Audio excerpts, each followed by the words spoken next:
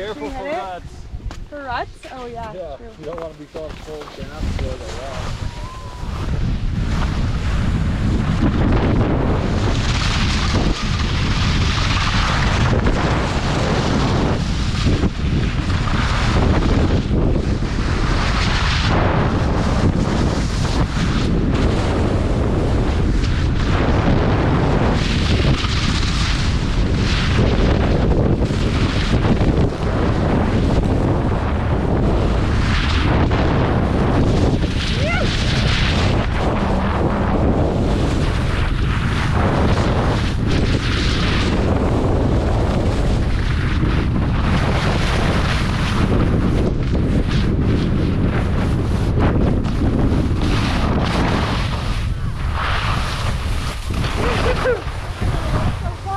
That was awesome. Nice skiing.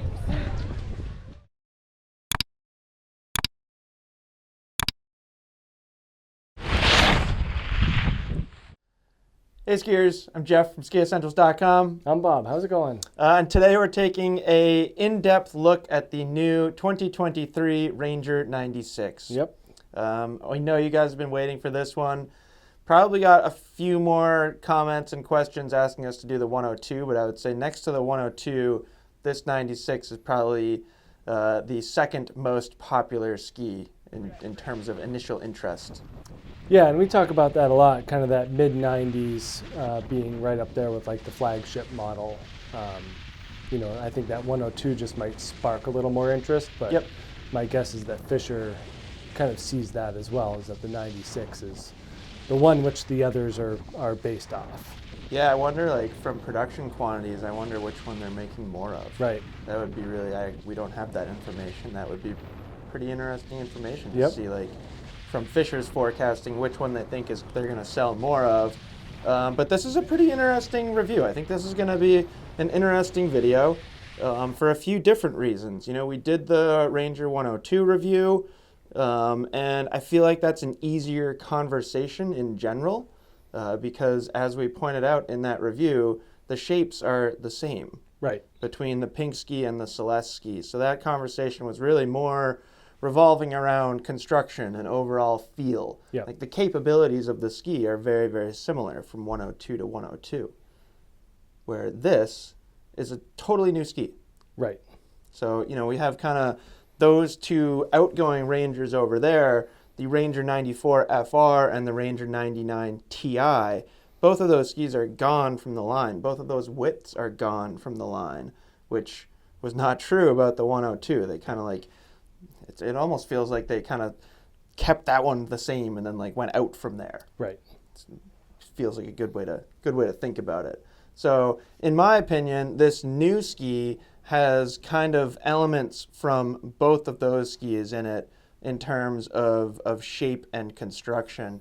And yeah, I feel like there's a lot to talk about in this video. And towards the end, we'll bring up some of the questions that you guys had. We did ask on social media for you guys to leave some questions too. So we'll address those at the end.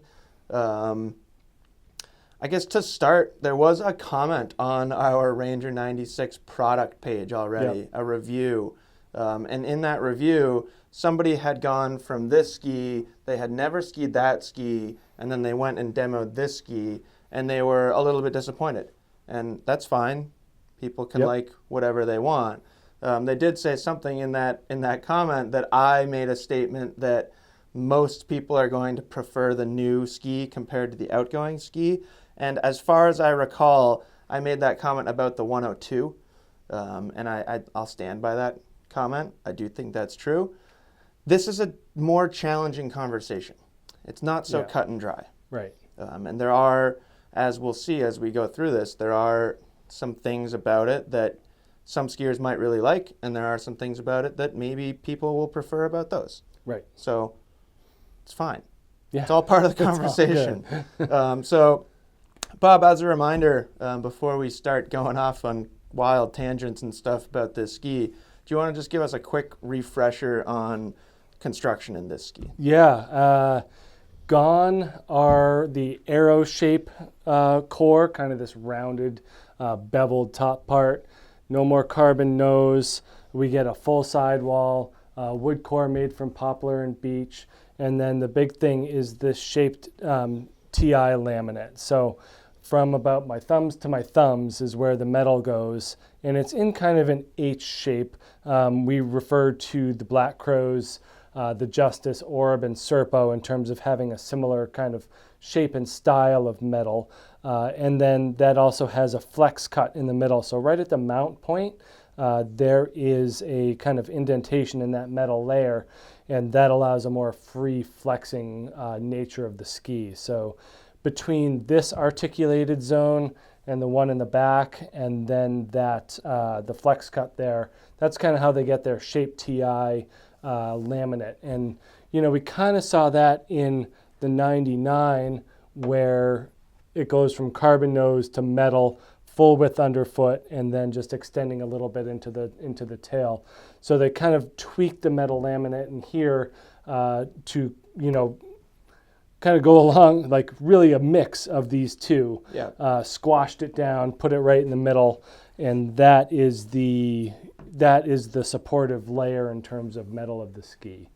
So full sidewall, wood core with that Shape TI plate. So there's nothing crazy going on. Like This has more like tech, I guess, in terms of construction. 100%. This is more simplistic. Which feels weird that we're moving forward in the timeline, and this I feel like we've thrown around the word traditional construction, just in the sense that it's flat and sandwich construction with vertical sidewalls, where this, when you get up here, arguably doesn't even have sidewalls. Right, super thin profile. So it's I think it's fair to say that this is more straightforward construction. Yep.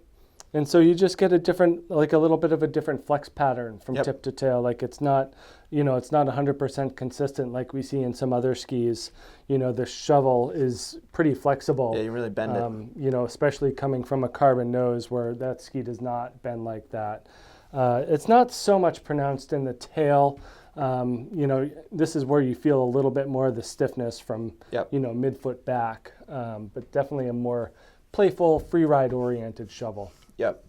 Now, from a shaping perspective, I really feel like we're seeing a blend between those two skis over there as well. Yep. In fact, if you want to pick up that 94 FR, and we'll take a look at kind of the similarities and the differences here. Tip profile is pretty similar. I would say it's more similar than different when we're talking about just length and amount of splay in the tip rocker, and where it kind of rises into the actual tail or into the actual tip of the ski. And then the tail feels a little different.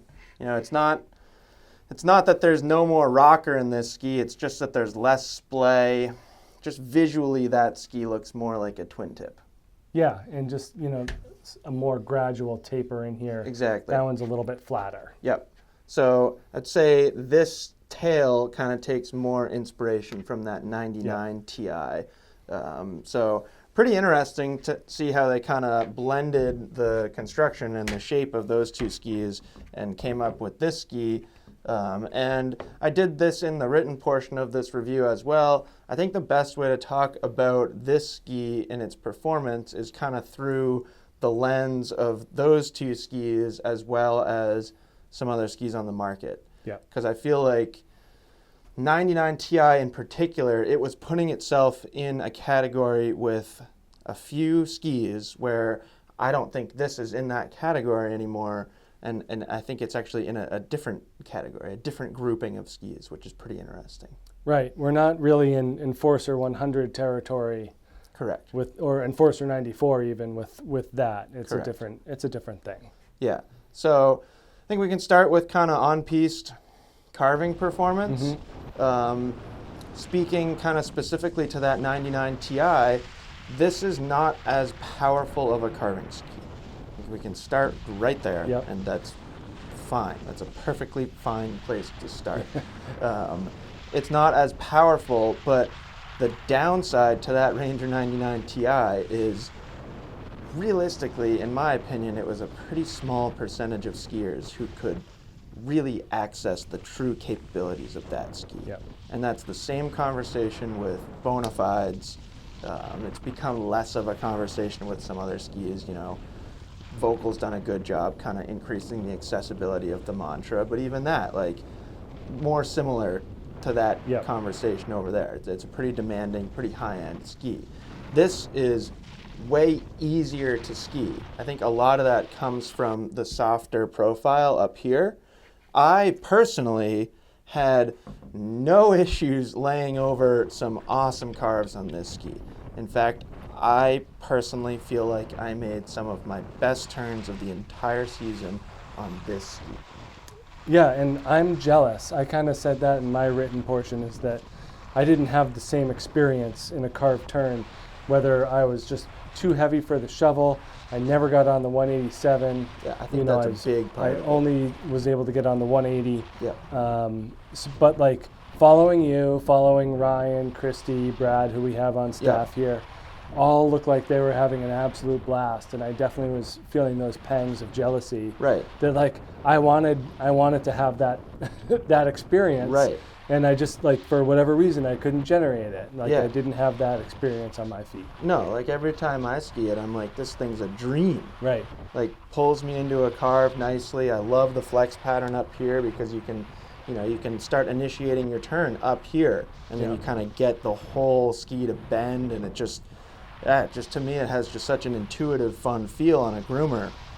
And like, sure, I noticed that it's not the strongest ski in the world when carving turns, but like, I'm barely 160 pounds, and I don't ski my hardest all the time, so that's not an issue for me whatsoever. Right. You're 6'2", 225 pounds. I think you're feeling a difference in turn initiation more than anything else. In our conversations, that's what it sounds like. Yeah, and in the Fischer world, I actually really like the carbon nose of these, and especially of this. And I'm not always a huge fan of the stiffest, heaviest ski in a model lineup, but I really gravitated towards this 99 Ti. Yep. And specifically because of that precision of initiation with the carbon nose, and just felt like the metal and the shape of the ski really worked well for me. I didn't quite get that feeling on this, especially in the shovel. We just did the Origin 96 review a couple weeks ago, and I kind of had a similar experience where I felt like it didn't just pull me into a turn, but if I tightened it up, went short, medium radius, I had no problems turning that thing at all. It was super fun. But those long, drawn-out GS side-to-side turns, I had a hard time getting into the tip of that thing specifically. Yeah, and I think it's a weight thing. Yep. I think that's really where the big difference is coming from. And I also we almost could just like kick you out of the room right now because you haven't skied the 187. Right. So like it's not I don't know that it's a fair assessment. Yeah. I at least think it would be interesting for you to try that 187. But at the same time, like, we understand, like, there are other skis that you've skied in a 180 and you don't feel the same way. Right. So I think that allows us to stand here, or at least me to stand here, and like, if you are built like me and you ski like me, I can pretty confidently say that you're going to love this thing. Yeah. If you're built like Bob, I don't know. I'm not going to stand here and say that you're going to love this ski. Like, I still think it's a great ski, but I think it's important to acknowledge that you did feel that way on it. Yeah, and it was hard, like I said, it was hard seeing other people enjoy it and me not be able to have that same experience. Whereas like with the 102, maybe it was just a little bit of extra material overall. Yep. That and the 183 was more than fine, and I felt the pull into the turn in that ski. Yeah, and I think that's like a really good example of, I think it's sizing dependent here. Yeah. Like I just feel like with the 187, with the increased mass and the amount of material in that ski, it would be more supportive for your size. Yeah. So, pretty interesting. Kind of sticking with groomers, and we'll slowly transition off-piste while we bring up that ski. Somebody actually in that review on our product page that I referenced at the beginning of this video, they kind of highlighted I think they called it manic energy of that ski. Yeah. And I will say that that's a difference that you're going to feel too. When you're exiting a carving turn on a groomer, that ski has like a bunch of snap and pop to it. Yeah, I love the energy out of this Where thing. this ski feels more damp and more smooth. Yeah. It's just a difference. Yep. Like linking turns on groomers, I prefer this feel. But referencing that review and referencing you, not everyone's going to feel the same Yeah. way. But smoother, more vibration damping, less energy. Yep. It's a reasonable way to think about Agree. it. Yeah. So I kind of mentioned as we started the on-piste part of this review that 99 kind of aligned with Bonafide, Enforcer, Mantra, stuff like that. I think this ski is now more in a conversation with Ripstick 96, Maverick 95 Ti. I think that's a really good one. They're different. They feel different, but I think it's in that same conversation. Even like Rustler 9. Yeah. I think you're more in that league. I do think, in comparison directly to the Rustler 9, you do get more finish out of the tail of this ski. That Rustler 9 doesn't complete a carving turn as well as this ski, in my opinion. And then the other ski that I think it would be, we would be at fault if we didn't compare it to is the Black Crow Serpo. Yeah. And I wish we should have actually brought one up here, although that would have been like bordering on a comparison video. But comparison season will be really interesting. The metal is longer in the Serpo, and I think that's kind of the difference between those two skis. Yeah. Now, kind of transitioning to off-piste scenario, it's sort of like the opposite conversation over here, where this ski was very, very easy off-piste. Super agile, great in the bumps, great in the trees, stuff like that. That ski was a bit of a handful. So they've kind of taken more of the carving capabilities of the 99 Ti, in my opinion, and blended it with an easier ski off-piste. I think this thing is very maneuverable, very smooth.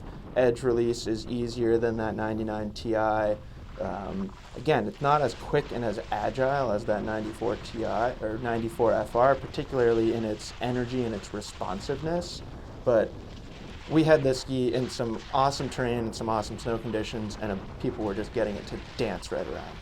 Yeah, and I remember following people through off-piste areas and that, and I don't know how I didn't end up on that ski in those situations, but I was filming on a 102 or a 108, so I never really got that experience. But which is probably where you would like it the most. Sure, I foresee having no issues, especially in the trees. It's a lot easier to turn than this. And both of those. Yeah, skis. both of these. Yeah. In that just S shape, you could really maneuver that thing around Really the tight woods. High here. wiggle factor. Very high. Yep. And smoother. I always feel silly when I just keep saying the same word over and over to describe a ski, but both in its vibration damping and in how it releases its edge and kind of wiggles through stuff, it's incredibly smooth. Sure. So I think that's really cool. Now, I think it's also fair to say that there are some things that, I guess we have already, but there are some things that both of those skis did really, really well that this ski is not going to do as well. Both those skis were kind of chasing some superlatives, so to speak, where this is more in the middle of the road, middle of the conversation, more well-rounded. If I had to pull one thing out that we haven't spoken about so far, it's park skiing. Mm-hmm. I personally have a lot of friends who were skiing park on that ski. I personally, if you handed me that ski and were like, you have to ski park on this, I'd be like, okay, that's fine. I wouldn't want to do that on this. So are there going to be some people that are disappointed by the lack of park performance here? Yes. I'm not going to stand here and just say no, everyone's going to like this more. Yeah. But again, I keep coming back to this. I do think the performance of this ski is more beneficial for a wider range of skiers than the performance of either of those skis. Yeah, and this can do park, but people aren't shopping Ranger for as park. Right. It's just it's a different thing altogether. But does it have the ability to be that versatile? And I think the answer is yes. I skied switch on it. Yeah. So you could still do that. It's dependent on your level of park skiing, I suppose. I knew some pretty high-level park skiers, or know some pretty high-level park skiers that ski on that, and it's great. Kyle Smain would use that as his park ski. And I would venture a guess that Kyle Smain, Fischer athlete, will probably now use the 102 exclusively, just because there's more rise in the tail. Yep. So that's how I would describe this ski. Bob, anything I missed? Anything you want to add? Not particularly. I just think it's, an interesting way to go about taking two, kind of established models and making something different out of them, and whether it works or not, I think has yet to be seen. But I'm certainly going to miss the energy of this and the power of that. And I think that's fine. I think, Yeah. and I think that's fine. Like I said, I think there are going to be other people out there that agree with you. Yep. It's just so hard for me to ignore the fact that when I ski this, I love it. Yeah. And I think it's just got a great, it's the type of thing where like, yeah, if I can own 10 pairs of skis, you can make an argument that like those two would be more appropriate. You fill every specific little niche. Yeah. If I'm going to own 3 pairs of skis, I'm taking this. Absolutely. Yep. Instead of either of one of those. And then I'll go narrower and then I'll go wider. And it's like a sweet 3 ski quiver. Yep. So that's our assessment.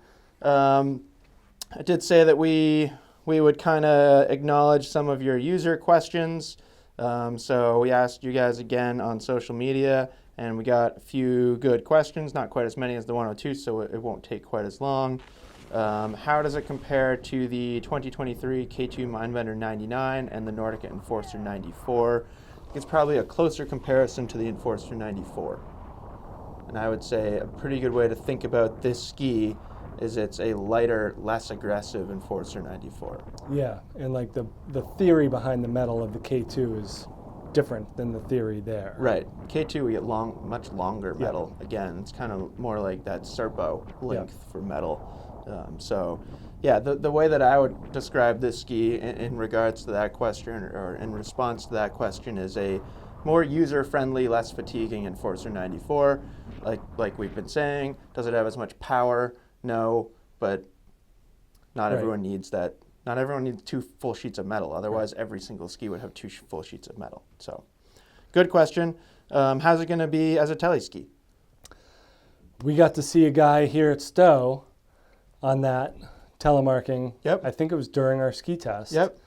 Looked like he was having a blast. He was doing switch turns down lift line. Yep. Having an absolute blast. Yep. So I would say... I think a great tele ski. I would say 2 thumbs up for a tele ski. Not that I really know how to tele ski, but if I was wrong, Bob would be glaring at me because Bob's a fantastic tele skier. So if you had to choose between the 102 or the 96 as your daily driver, which one would you pick? I'll let you answer and then I'll answer. 102. Yeah, and I think I would too, mostly because, kind of to go back to Kyle Smain and that reference, I like to ski backwards, I like to go off jumps backwards, I like playful skiing. Yep. I think just the rocker profile of the 102 allows it to be more of a playful ski. Yep. So, Bob and I would both choose the 102, since you addressed that question to us. If you had to take the entire world of skiers out there, I think more people would choose this. Yeah, I think generally if you're looking for one ski, the mid-90s is going to be the default answer. For most skiers, a 102 will require a narrower complement. Yep. Probably close to the Rustler 9. Yep. Kind of already mentioned that. Just a little more responsiveness out of the tail, and the Rustler is a little more surfy, smeary. Please compare it to other more stable skis. That was the second part of a 2-part question. So I think we did that already too. Yeah, I think your Enforcer 94 and the Serpo and those kind of all have that next level of stability. Yep. Being only 6 millimeters narrower than the 102, how much better is it at carving? So that's an interesting one because we've already heard from you, and I think it's probably fair to say that you preferred the 183 Ranger 102 compared to a 180 Ranger 96. Correct. I literally skied them back to back on the same exact terrain on the same day, and I made better carves on this. So I would have to stand here and say this is the better carving ski, narrower underfoot, quicker edge to edge, longer metal. Yep. So, as we've pointed out, there may be some limitations for larger skiers, but yeah, my answer would be 96 all day long. Let's see. How would you rate its ability to pivot? Would you like this ski in tight moguls or narrow chutes? Perhaps one of its best characteristics. Yep. It's incredible, like that wiggle factor that we referred to. It's really, really good at that. And that's kind of where it aligns really well skis like the Rustler 9 and the Ripstick 96 Yeah. is they all have that ability to kind of pivot in a really tight way. Looking at a new ski around 95 to 100, how would this compare to the Ripstick 96, regular or black, or the bent 100? I'd say the closest comparison there is the regular Ripstick 96. Yeah, I'd agree. The black edition feels stronger throughout, more vibration damping, and the bent 100 really is probably a closer comparison to this ski. Yeah, or the 102, the 102 FR. Right. I think that's probably that's close because the bent has that like super energetic flex pattern, very snappy flex pattern. How stable / planted does the new 96 feel, both in general and relation to the 94 FR? I think it is far more stable and feels way more planted than the 94 FR. Yeah, and I disagree. I feel more stable on this than on that. Yeah, so. Which I think is coming from the difference in the stiffness in the shovel of the ski. Where at my weight doesn't matter so much. At your weight on a 180 starts to matter. And then somebody left just a comment with a bunch of emojis. All right. So that's it. Thanks for the questions, as always. Let us know in the comments if you have more thoughts or you're curious about more stuff about this ski. I feel like this is one of the things where like Bob and I could stay up here for 2 hours just going back and forth. Don't tempt me with a good time. Yeah, no, it sounds great. We could go take the camera with us, go grab a beer somewhere, and we'll continue this conversation elsewhere. But no, it's pretty interesting, and we bring up this concept a fair amount in our videos. Is sometimes there are skis that both of us absolutely love. Yeah. Sometimes there are skis that work better for me, and sometimes there are skis that work better for you, and that's just how the world works. Yep. So that's why we're here, telling you about these skis. So let us know if you have any more questions, and we'll see you out there on the slopes. Bye.